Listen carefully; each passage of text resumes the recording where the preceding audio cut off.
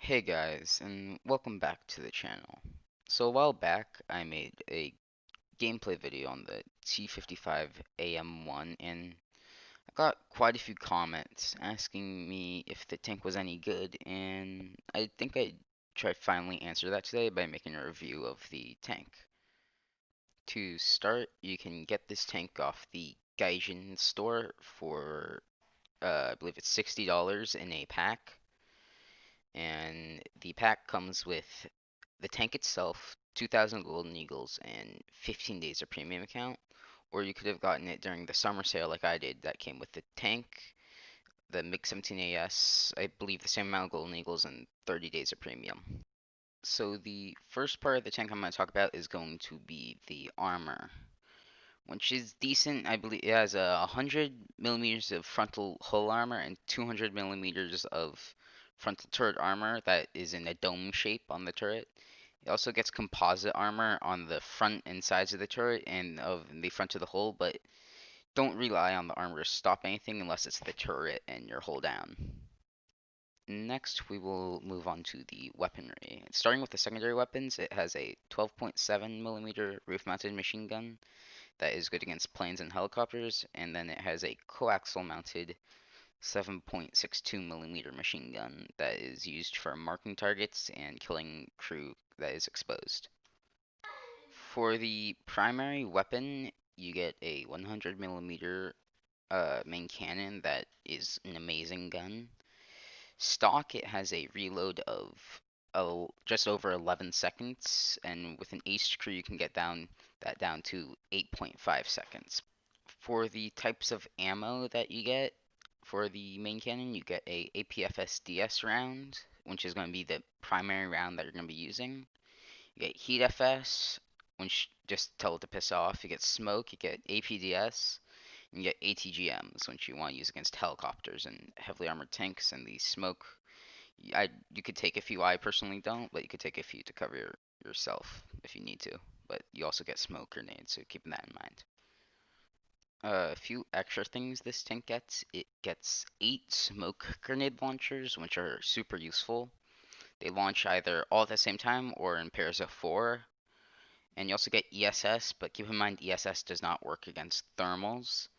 So only really use it if you're in the down tier.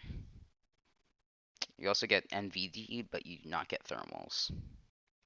The tank has a top speed of 50 kilometers an hour, but in practice, you're only going to get up to like 30, 35 kilometers an hour on rough terrain, and about 40 on smooth terrain. The only time I've reached the max speed is while going down a hill. Overall, I'd say the tank has pretty good mobility. It's not extremely slow, but it isn't fast at all. It's like a good mixture in between speed and firepower. Countries you're going to be mainly fighting are going to be America, Germany, and Great Britain. In down tiers against Germany, you're going to be seeing things like the Leopard 1, the M48, the Raketen Jagdpanzer 2, and the German BMP. In down tiers against America, we'll see the T95E1, the Sheridan, the Bradley, and the M60A2.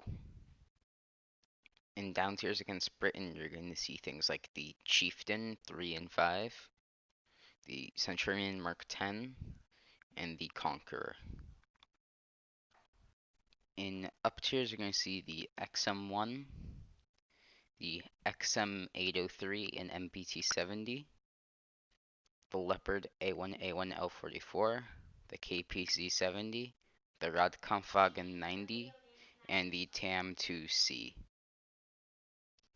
as well as things like the Roycat 105, the Chaucadelet,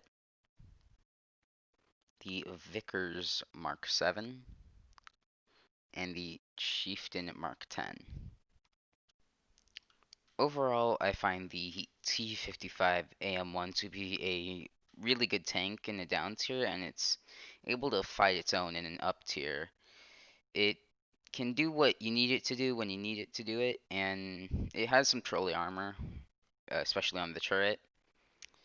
I would definitely recommend buying it, but I would say wait for a sale because the $60 price tag is quite a bit for an 8.3 tank compared to where the other premiums that cost the same amount are higher BRs. With that being said, please like and subscribe if you did enjoy.